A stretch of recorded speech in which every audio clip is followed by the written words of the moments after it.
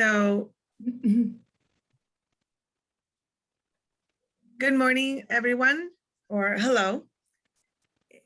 I'm welcoming you today to today's MOLAA Zoom Project. My name is Solimar Salas, and I'm the Vice President for Museum Content and Programming at the Museum of Latin American Art.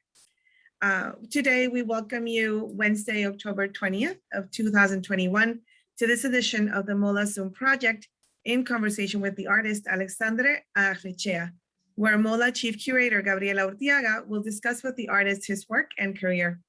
MOLAA also acknowledges the support of the Dwight Stewart Youth Fund, the Kenneth T. and Eileen L. Norris Foundation, and the Arts Council for Long Beach for their constant support of the educational programs of the Museum of Latin American Art. In each chapter, the conversation with the artist and our MOLAA Chief Curator places the focus on a series of specific artworks which require a close inspection and deliberate process of contemplation and exploration, delving into the ideas surrounding the creation of the works, their sources of research and inspiration, in an effort to immerse ourselves in the world of the artist. In Chapter 14 of the MOLAA Zoom Project, we interview this important and upcoming artist, already established artist, Alexandre Arrechea, who lives and works throughout the world. Alexandre Arrechea was born in Cuba in 1970. His work is comprised of large-scale installations, sculptures, watercolor drawings, and videos that debate such issues as history, memory, politics, and the power relations of the urban space. Arrechea's mode of working, site-specifically, allows his work to explore the ideological and philosophical legacy of the socio-political environment and other surrounding contexts to create a more engaging interaction with the audience. He is internationally renowned as one of the founding members of the Cuban collective Los Carpinteros, the Carpenters, active between 1991 and 2003.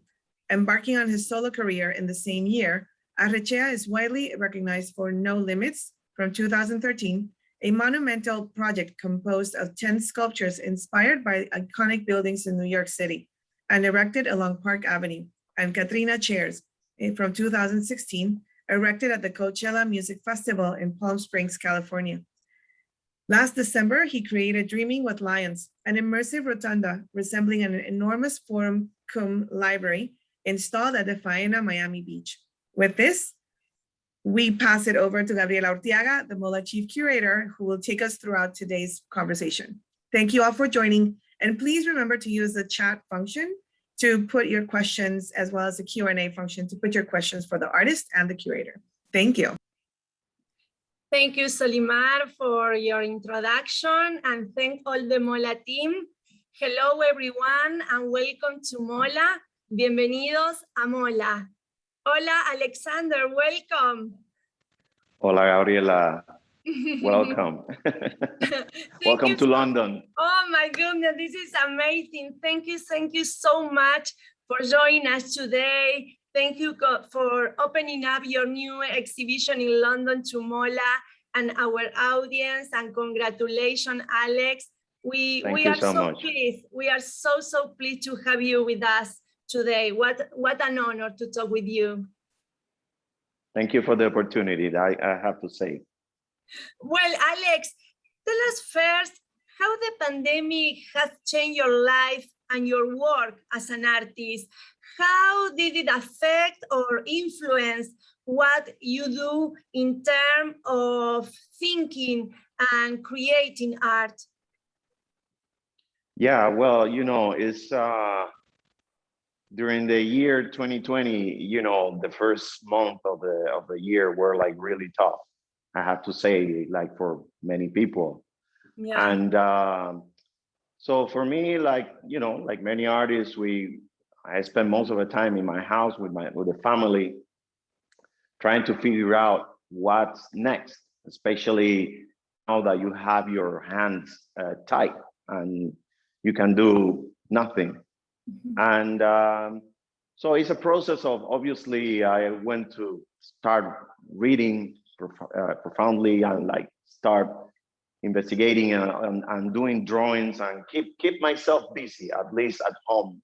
That was the main thing that I did. But then I had the opportunity, I received in the middle of the pandemic an invitation from Faena in Miami Beach And precisely one of the things that Faena told me was to reflect on my experience in relation with COVID and what it meant to me, all that. So imagine in the middle of doing nothing, all of a sudden you have to come up with an idea that should reflect on specifically on the impact of COVID in our lives. And so I accepted the challenge. It was a beautiful opportunity. I am in Miami at the time. And so occurred to me that there is this book by Ernest Hemingway, The Old Man and the Sea, that precisely describe this adventure or of this fisherman in the middle of the ocean fighting with the sharks in order to protect the fish he caught. And I thought that I saw that as a beautiful opportunity to reflect on that particular book, because it definitely relates to the experience that we are having. You know, we are here dealing with the possibility of death, and that possibility is real. And but also what's important to talk about the possibility of achieving, you know, the best from ourselves. You know, it's not only to concentrate in the traumatic experience, but also in the possibility of succeeding out of that situation. So I created this project that was displayed at the beach, that I used the basic means that I was able to find, because that's the idea, to do something with little, and that little was beach towels. So I decided that why not to reorganize all the landscape of the beach at Faena and try to bring meaning out of these simple elements that you find at the beach. And then I built this sort of a library where I placed all these towels in ways that you can read the sentences that were taken from the book The Old Man and the Sea. So I mean, to make it this project a possibility, obviously Faena was behind all that, but for me what was important about that project is to bring this possibility of I mean, we are not dead, we are alive, and it's important to continue thinking and to continue developing ideas and invite the people one more time to gather. Obviously, in the conditions of the COVID, that you have to stay 6 feet of separation, but at least I was able to bring a group of people to the beach, and one more time to think that we can make it again. Exactly, and Alex, this is really important because through your knowledge, your experience, and your art, you introduce us in your body of work to important and crucial questions about individual and collective memories and public and private experience, right? And Alex, during your long career, I think one of the narratives in your body of work through installation, sculpture, photograph, video art is pushing the boundaries and enriches the language of art with your commitment and with your time. I think talking about the Cuban reality, the power of system, the culture, identity, and representation, establishing a strong dialogue between your beginning from Trinidad, La Habana, and the last decade living and working in the US and travel around the world. Yes. Well, you know, it's important to mention that living in so many different contexts, like I have been doing for the last 15 years, definitely enrich you in all ways. And for me, it's about challenges. And starting in Trinidad, like you just mentioned, definitely was the first step for me. And I learned a lot from there. And in fact, I think that many of the memories that I have from my hometown today, they exist in many of the works that I do today. Because starting with this attraction for architecture that I have had it throughout my career. This dialogue that I create with architecture is something that I always mention that was born in Trinidad. You know, in Trinidad, we all feel very proud of the architecture of the city, and that basic idea for me have been very, very important throughout my career and life. Yeah. And Alex, before to walk through your fabulous new exhibition and discover your artwork and adventure in London, I would like to put the focus on architectural element number 1 from 2005, with each part of MOLAA collection now. And in this photograph is part of your important political project where you investigate the relationship between architecture, materiality, and the Black body, bringing forward topic of labor, history, and at the same time, perhaps the concept of creating a home. And in this performance, emerged also from your inspiration of the book by the novelist Alejo Carpentier, right? That's correct. The City of Columns. Yeah. Yeah, well, you know, architectural elements, I call it the mothership. It's one of those early works that definitely concentrate a lot of the investigation that definitely have shaped most of my work. I think this first approach and this sort of action that ignites so many different layers of understanding of the reality of Cuba has been or remain one of those important works in my production. It has been a work that I could say have ignited works like Katrina Chairs in Coachella, the project that I did in New York, and so on, because this dialogue with architecture that was born in Havana at the time was the first moment that I had to really dig in the relationship between the body and the architecture. And from there, I have to say that many of the works that I have done up to the present are connected to that specific series of photographs that I made back in 2004 and 5. And you see, well, these 4 or 5 photographs, they are displayed in different corners of the city of Havana. And I mean, I was walking by the city, you know, with my camera, searching for moments that might strike my imagination. And I see these people that are carrying these bricks in the city, and I asked them, what are they doing? And they said, well, we took these bricks from this old kitchen, and we are now trying to fix the bathroom in our house.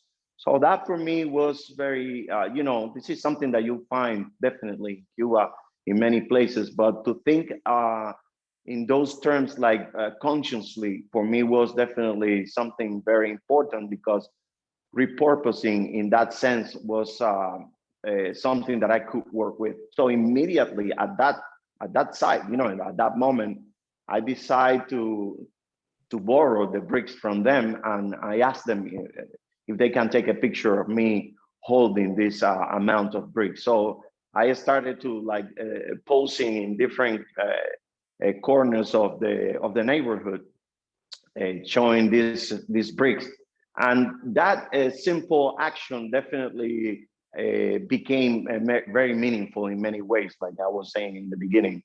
And I continued that same day, and it's interesting because it connects completely with the exhibition that I have here. Yeah. I continued that day photographing, you know, other places, and immediately my eye got concentrated with corners. And at that moment, I started to photograph corners, and I kept doing that for like 3-4 years in a row, going back to the same corners of these buildings and photographing them again and again to see precisely the process of either decaying or whatever is happening to them. Yeah.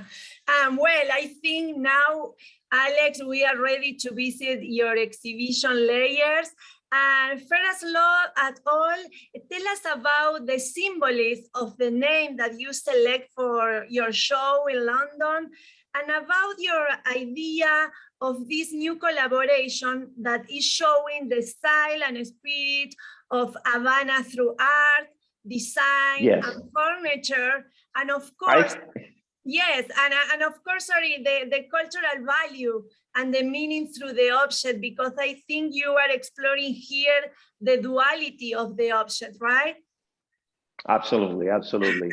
Well, you know, first I have to start introducing Shiro Mushiri, which is the owner of the gallery and someone who has a very special taste and also a commitment with art and culture.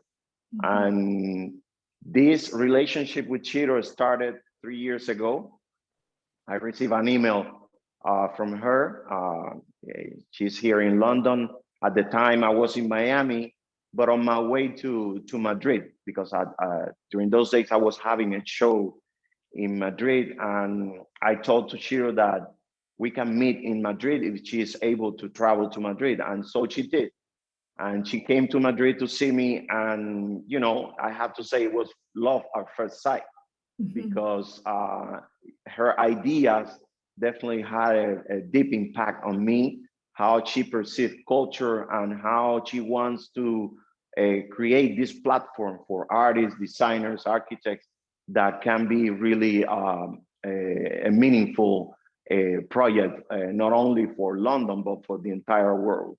And in that sense, I decide, yes, let's start a collaboration. And well, at the time that when we met, I was precisely dealing with all this amount of information that I have in my computer that I was taking between the years 2004 and 2008. And based on these corners that I just mentioned before. And Shiro was very excited for the idea of this approach that I'm having to architecture. And she introduced her project as a design gallery who have interest in collaborating with artists, and precisely to create this dialogue in which the artist, in this case myself, can create objects that are functional, something completely new for me. And so I decided to take the challenge, because I thought I saw it as a good opportunity to really challenge myself. And the result of this exhibition is the process that we started back in 2018 and up to now. And it's been a beautiful journey that definitely is going to bring a lot more than what you are about to see here. So one of the first challenges that Shiro did to me was, Alex, I would like you to create a bookshelf. And this is interesting because for me, you know, bookshelves, you know, obviously for anyone who loves to read, bookshelf is something necessary in every house. But what to create that can make this bookshelf something meaningful? And I come up with the idea of creating, using the corners that I already was working with, this idea of context, you know, because corners, they definitely refer to a specific context, a specific situation in the map. And in that sense, why not to use the principle of corners in order to frame one idea? And to frame that idea, I decide to use a word. So I chose the word chaos, like you can see here. I don't know if you are able to read the word chaos. Yes. So the principle is simple, because whatever you place on this shelf definitely is going to ignite this dialogue between the word and the actual object. And somehow, which is one of my goals as well, is I always love to use the word flexibility. And it's about to create a word that is flexible enough to incorporate new ideas. And in that sense, the word chaos, obviously dealing with the idea of control, you know, is you have the two extreme, you know, chaos and organization in this case. And for me, this is an object that it reveals, you know, new moments depending of whatever you place here, either books or objects or any other thing that really matters to you. I think this dialogue that can be created between the context that the bookshelves create and the objects that are placed inside definitely is going to bring something else, especially because these corners, they refer, like I was saying initially, to a specific place in Havana, but obviously it can be any other place. For me, what matters here is the idea of how a space can contain other ideas and departing from the principle of the bookshelf. So this first challenge that Ciro did to me, obviously, I was so fascinated with the possibility of creating sculptures that are functional, because they are furniture, but for me, they are sculptures that are functional. And another challenge that Ciro launched was, Alex, I would like you to create a working table, a desk. And I was like, wow, a desk. How come I can't come up with something for a desk that can be exciting? So one of the first things is like, why not to encourage the idea of working and following the same principle of using this sort of a design of digital that I have used with Chaos.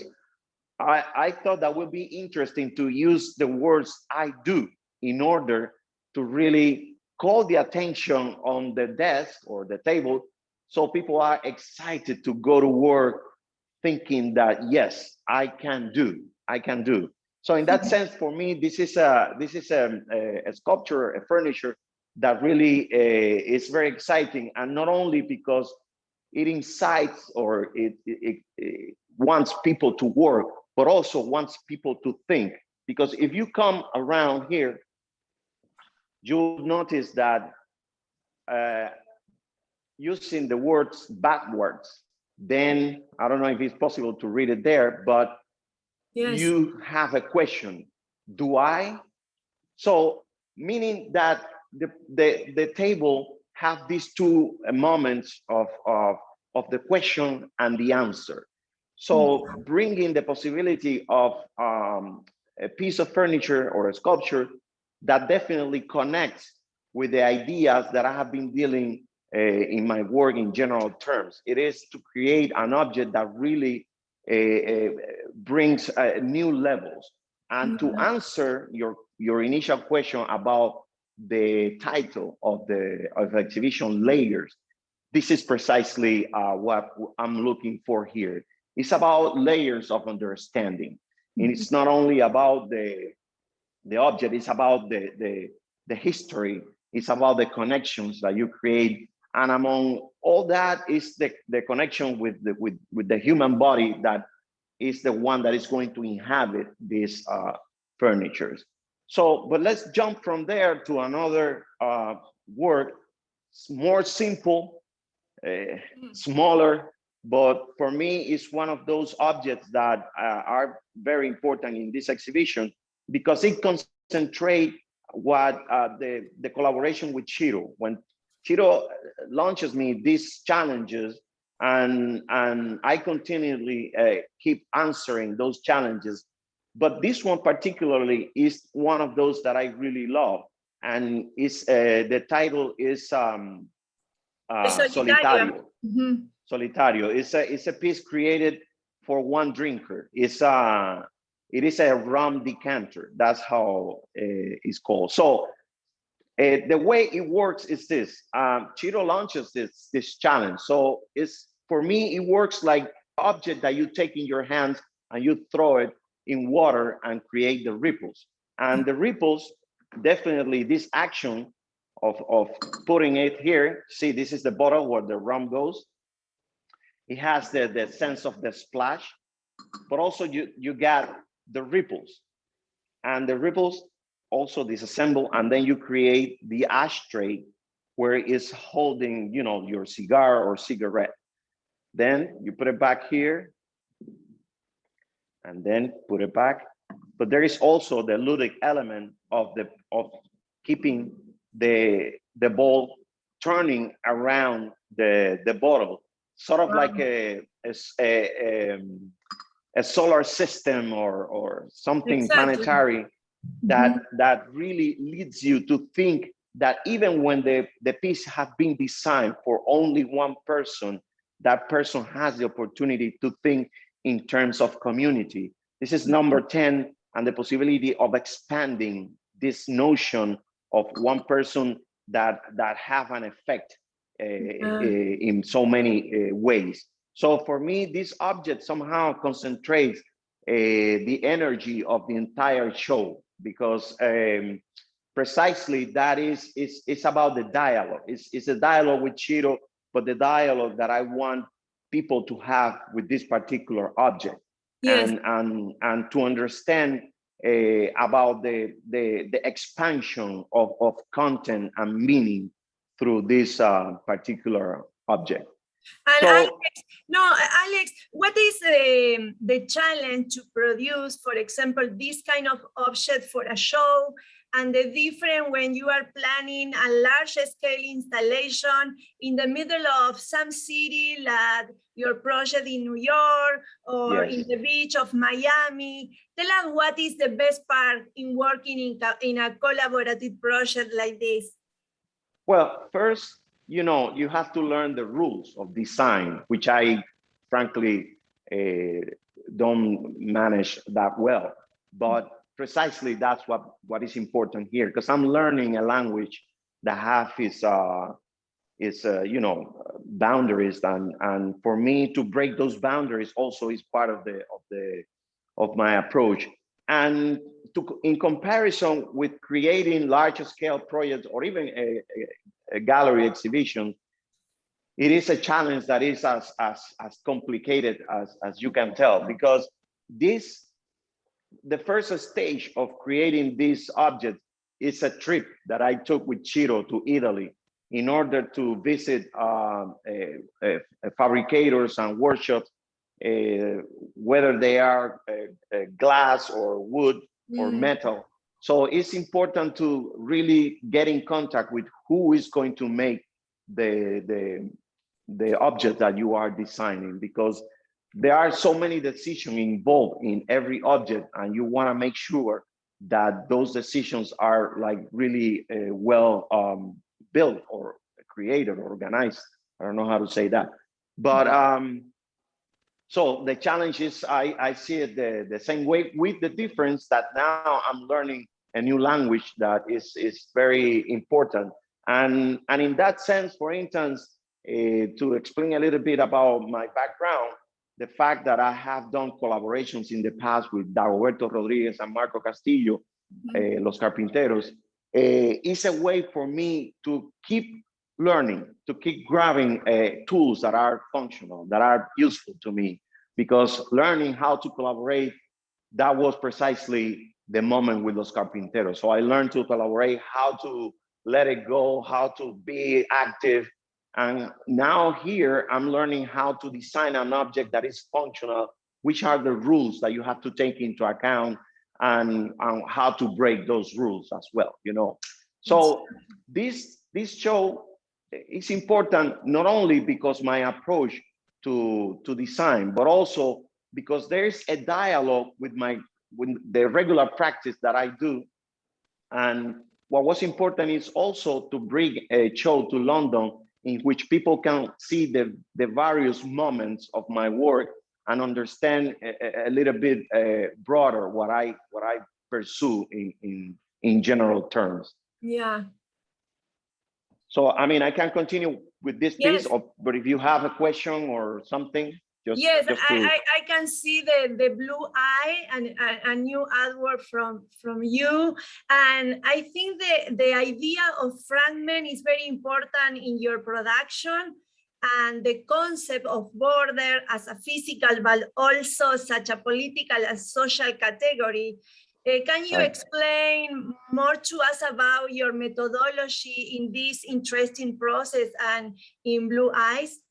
Yes, absolutely. Well, Blue Eye has different moments.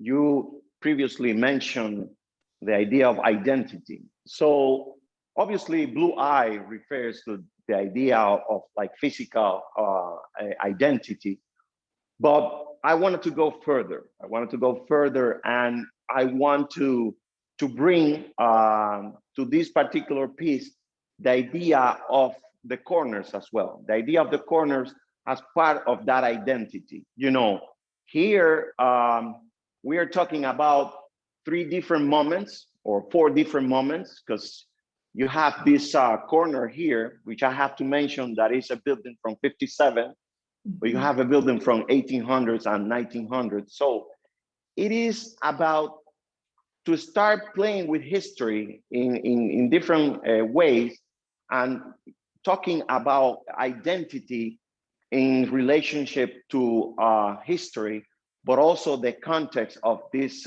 corners. These corners, like I always explain, that the corner is one of those democratic spaces in architecture where you can gather at any moment without any permission. So for me, the idea that the corner is built in this sort of like category that you can definitely associate with a place where you gather, where you agree with a friend to meet and things like that. But also there is something that I have to mention, which is part of the process in creating these works. When creating this photograph, it popped up in my mind that there is this artist that I've been looking at it for so many years, which is Gordon Mataclark, and the way he approaches architecture. I have been, studying the way he did it back in the 70s, and definitely there is some of his energy in these works, because today we have the tools of Photoshop, and you can just cut and paste from here and there. Yeah. But what about if you make that a relationship with what Gordon Mataclark was doing in the 70s, when he gets into these abandoned buildings and try to reshape this building by cutting the walls and cutting the roof, the floors, and creating these new associations in the space.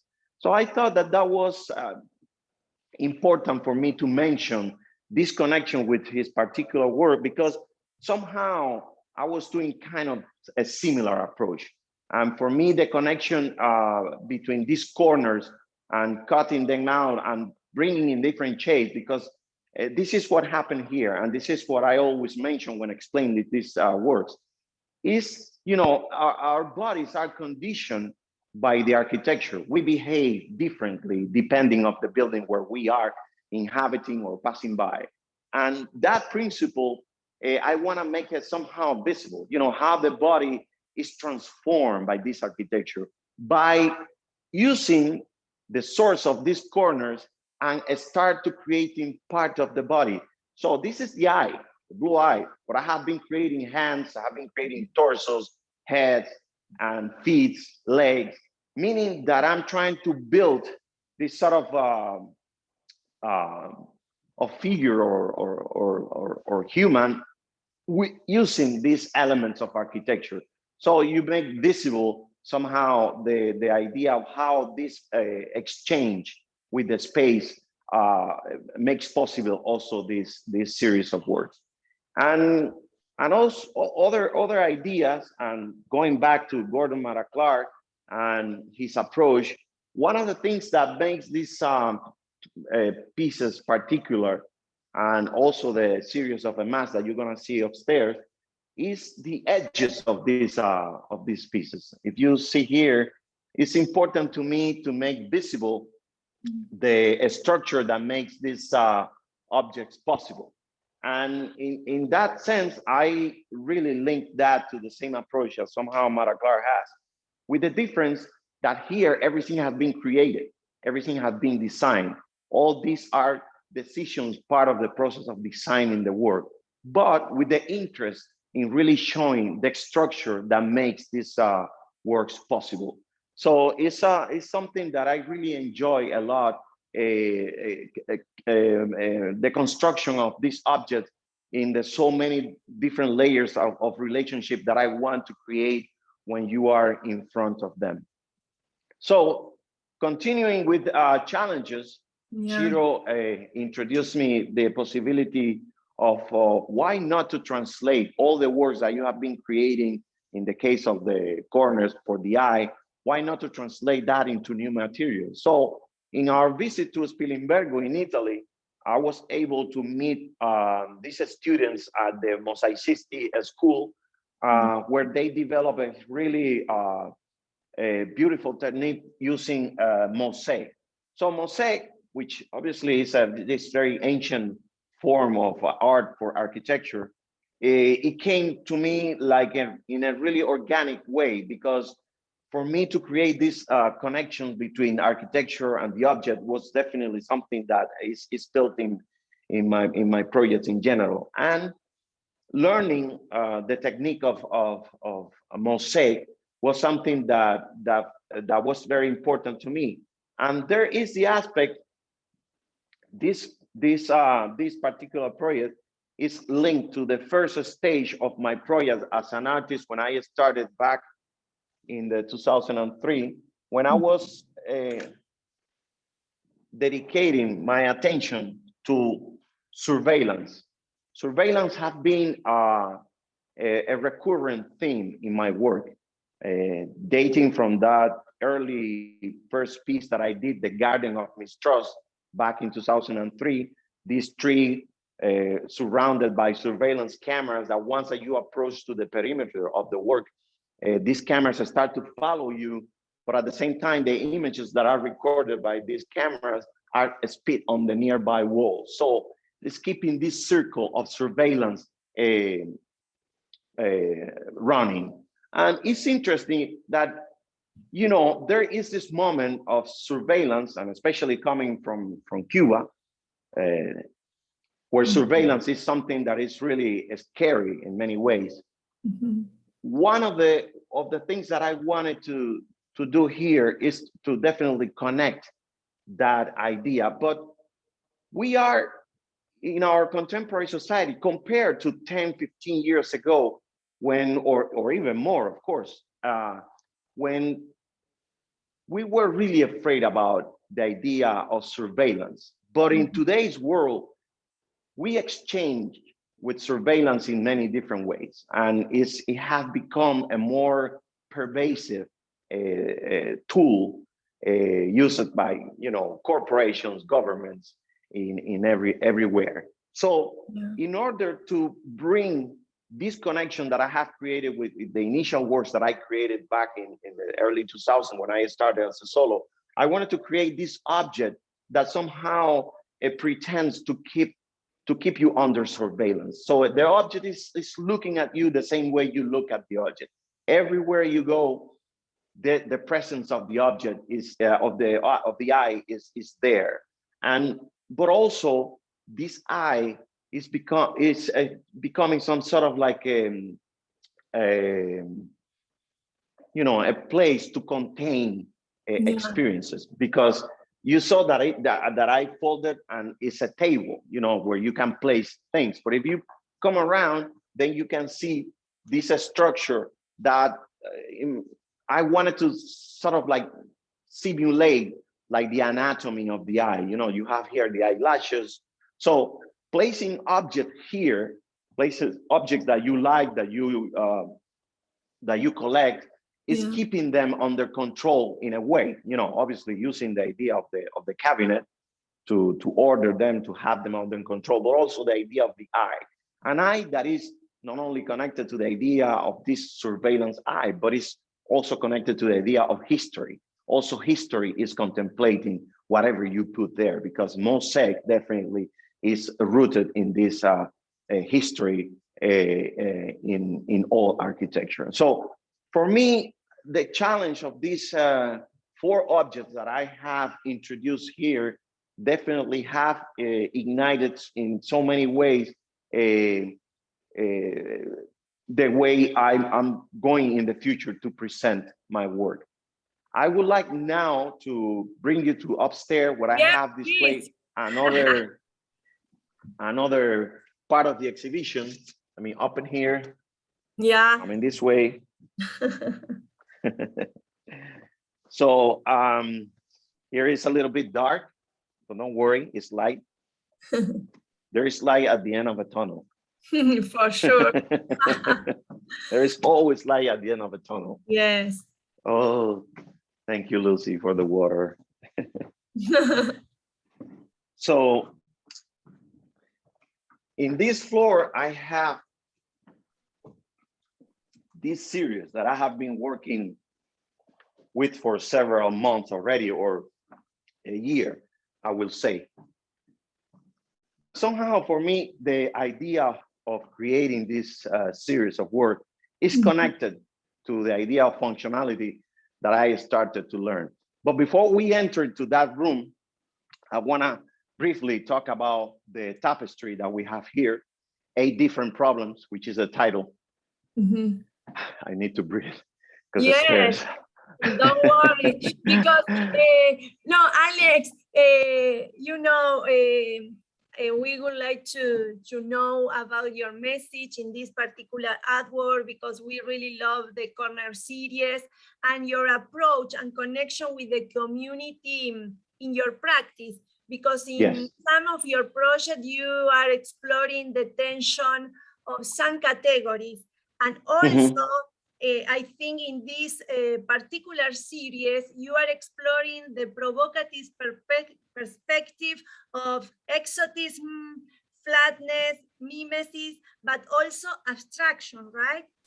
Yes, absolutely, absolutely. There is a connection with abstraction.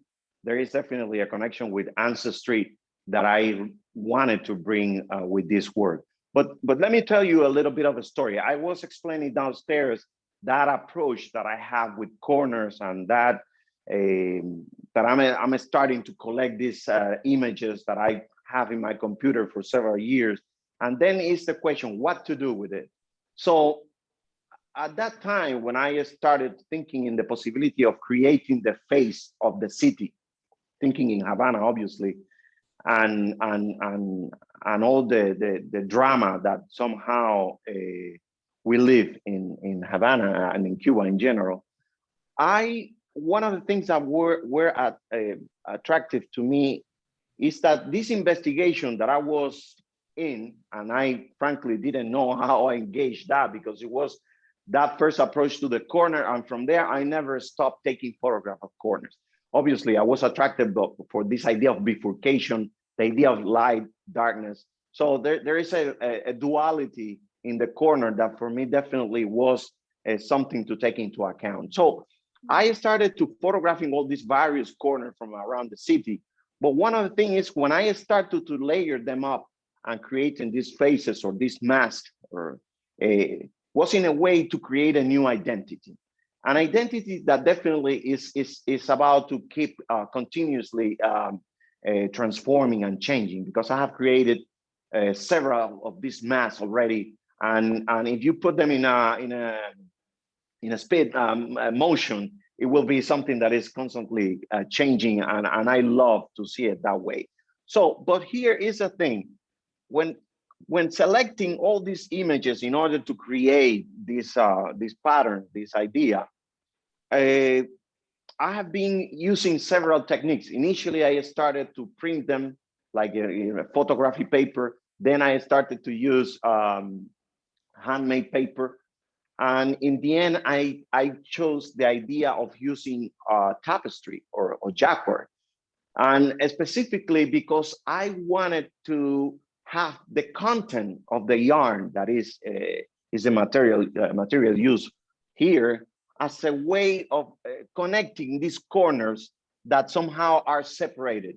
You know, they come from different neighborhoods. So for me, I wanted to, not by layering them up, obviously you try to gather some sort of an idea, but what about the yarn? This idea of connecting them all with yarn was something that poetically I thought that will be like that key moment that definitely helped the idea to travel in a better way, because the approach that you have to all these different breaks and elements that you find, it is, you know, and this is what happened to me, because this is a work that is being evolving constantly, because I think it connects, I don't know, maybe with Champollion when he found this Rosetta Stone and he discovered there are 3 languages, and then this, you know, you open a new world. In that sense, for me, when I'm blowing up these images, you start seeing the layers, the different paintings, the different moments, the scratches, the people that are writing on top of them. So there's a lot of information built in these corners that when you put them in front of the viewer in this way, you have a sort of an amicable way to do dialogue with this. So you are now not in front of one single corner, but you are in this case, you're in front of 8 corners at the same time. It gives you this expansion, this possibility of like grabbing the city in different aspects and trying to understand precisely what's going on here. All these corners are charged with so much information, subjective in many cases, because imagine all the different moments that these corners as witness of the passing by of the time and the people who inhabit them or who surrounds them. And I think in that sense, it's definitely pay homage to Cubans in this sense, you know, and this possibility of taking over the streets in many ways and somehow to experience freedom. So let's go from there to this this particular exhibition here, this room and these objects that I have here is the investigation of the last 2 years, but it connects completely with this approach that Shiro introduced me of the objects as functional. But there is a moment here. As you can tell, I've been referring to architecture throughout my career in so many different ways. And when I created back in 2006, the project Perpetual Free Entrance, which was my first approach to the idea of the stadium or the arena at the Museum of Valladolid in Spain. One of the things that I wanted at that moment was to link the surveillance system of the museum to the stadium that I have created, so people can observe what other people are entering to the museum at the moment they are doing it to my piece. It's kind of a twist on what I'm saying here if you don't see images of it. But anyway, my intention here is to tell you about the evolution that somehow for me represent this work, because at the current moment, my intention is obviously to connect with this idea of control, but also in the contemporary society, this idea of I can say multitasking. Yeah. We have forgotten this idea of one focus, which is the traditional arena. The traditional arena, you are focused on the stage or whatever happens there. But in today's world, we are trying to focus on so many different things at the same time.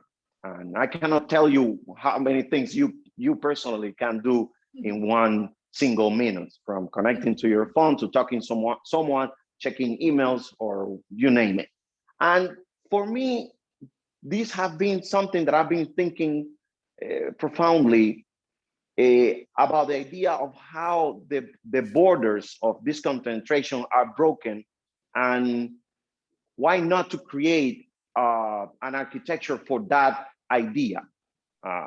Let's say as something that it's just an invention, you know? And I started to create all these series of watercolors that they keep mutating from one to the next one to the next one. It's mutating constantly. So it's like I always explain, like it's like it's snowflakes, you know, they look the same, but they're not equal. And in that sense, this idea of when you find the lines that intersect with another line, then you create an additional space. That space is not looking toward one direction, but instead it's looking to so many different directions. So in that sense, it was my idea to create these objects that they can exist only as these small pieces. They can be larger, they can be hung on the wall, they can be on the floor. You can put things inside, and then it will create definitely another layer of understanding. So they work as objects that can be decorative, they can be at the museum, they can be in the street, because the idea is precisely more about the way we think today and these multi possibilities of connections that we create today, a space that is flexible enough in order to create new associations within the realm of the construction or the object that I have created here. So this series, which is right now in the middle of an evolution, definitely from here, it will take me to a new, different level. I don't know if better or worse, but definitely it's going to take me somewhere else, because that's one of the things for me is about to create objects and ideas that are basically opportunities. And for me, I create those opportunities not only for the viewer, but for myself, in order to keep the journey, running, you know? Yeah. So I have here this particular sculpture that is the dancer in the arena, which somehow shows, I mean, it's a very different approach to what I have done in my practice, but I thought it was important to address the issue of how the body connects to these spaces, how the body wants to reach beyond the limitation of that we have as a human body, and create this dialogue with the space in a more organic way. So this particular room here, along with this other one, and I have to explain something interesting that is happening here also, and it's the space of Chiro. Chiro have designed this gallery in ways that you feel somehow at home, because here you have the kitchen. So it's a kitchen. This is the moment in which you gather with people. You are looking at the work, but then you have a moment for leisure and relaxation. And that, for me, that was revolutionary in many ways, you know, because I'm talking about the space and the different connections that I try to create when creating this object. And the space in itself has that category. It has this connection with different moments, and that is special in a sense, to present this work in a place that already is built into that same idea. So here you have more of these watercolors. I have an additional room upstairs, and then we finish there, and we open the space for people if they have questions or. Yes. Here No, sorry, Alex. Yes. Is that okay? Yes, continue, please. Oh, okay. So here we have, some of the masks. These are early pieces that I have done using the same principle of the corner. And as you can tell, it keeps evolving. Yeah. But for this exhibition, I have created a group of watercolors that are not necessarily obvious in the sense of what they represent, but they are inspired in the recent events that happened in Havana in July 11. And I thought that was a good opportunity to bring them here to London and to talk about it, because what happened in in July 11th is a sketch of the future of my country. And it's definitely something that needs to be addressed. So here I have designed this series of watercolor. Here is obviously someone yelling or, screaming. But what happened here is, this is a sketch of a sculpture that I want to create. But what happened here is that the moment of the sketch and the final realization, I try to overlap both and create this particular object or watercolor that also refers to an object. It is an study, but it's a finished work. And let me explain this because it's tricky. Here I'm definitely depicting this idea of the page of the notebook where you generally do your sketches. But here the sketch is carved on the surface of the represented wood here, meaning that the drawing is no longer an idea that is an utopia. It is also a reality. It is a drawing that is carved, it wants to be present. It wants to create this idea, let's not postergate the future. The future is now. And in that sense, I definitely wanted to link this series of watercolors I have created with that sketch that happened in July 11th in Havana and in the entire country. And in that sense, I wanted to I have here written a text, and in the end, I describe that these sketches are inspiring recent uprising events in my country on July 11th. So definitely, this is a very important work for me, and I was able to show it here in London. And then this other room it doesn't have the images of these projects that I have done in the past, which include the Katrina chairs, the project in New York in September, Park Avenue, and the one in Florida, in Miami, at Faena. So because Alex, that was yes. And sorry, because time flies, I know. Oh my goodness, it looks fabulous. We can spend a lot of hours talking with you and looking your amazing new artwork, but we need to open in the Q&A session. And Jorge is the curatorial assistant, and he can read the question from our audience to you. Okay. Hi, everyone. So if you haven't already, please feel free to ask a question in the chat.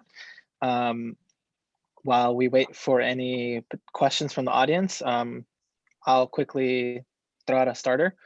Alex, a lot of your work deals with the relationship between space or material and people. In many ways, that's a naturally occurring relationship. So I wanted to ask, how do you see technology expanding or complicating that relationship between space and the body? Or more simply put, what is your work's relationship to technology? Well, yeah, absolutely. And that leads me to that first stage of my work that I was explaining downstairs with the gardening of mistrust, that precisely I wanted to bring issues of how technology have been so pervasive that it dictates new ways of exchanging with a space, in a city and in this world, obviously.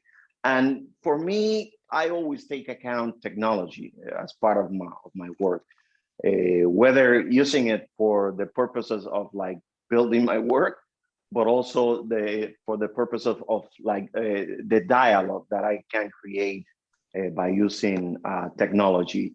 And it's definitely something that, I'm at the moment, and for many people that knows my work, they know that initially I started to make videos.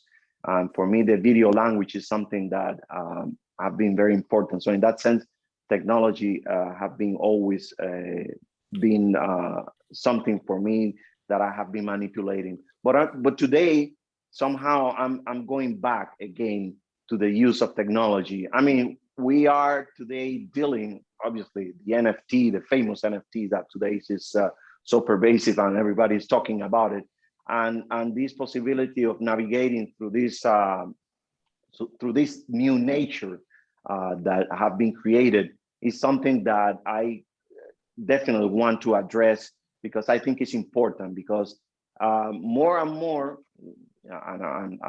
we are dealing with virtual spaces, and less we deal with the actual spaces. And for me, someone who have been so worried about the physical space and the relationship with the physical space, I think it's a moment to start addressing issues that connect with these 2 or 3 moments, you know, the physical space, the virtual space, and how we relate to both, how we create this sort of a link. And that's where I'm heading to now. Amazing. Thank you so much. There are no further questions from the audience. So Gabriela, thank you so much. Alex, thank you so much for your time. Okay. Thank you, Jorge.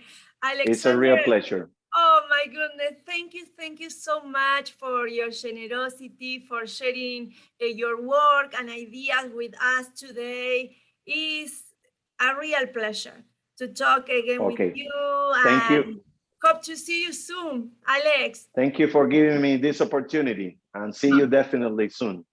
Thank you so much, and thank you all of you for joining us today. See you soon in our next Zoom project with the Mexican photographer Yvonne Venegas. And thank you, Alex. Okay. Bye-bye. Have a wonderful day. You too. Thank you so much. I'm here with water in London. Oh, yes. Enjoy your day in London. Bye-bye. Okay. Okay. Bye-bye. You. Bye. Thank you.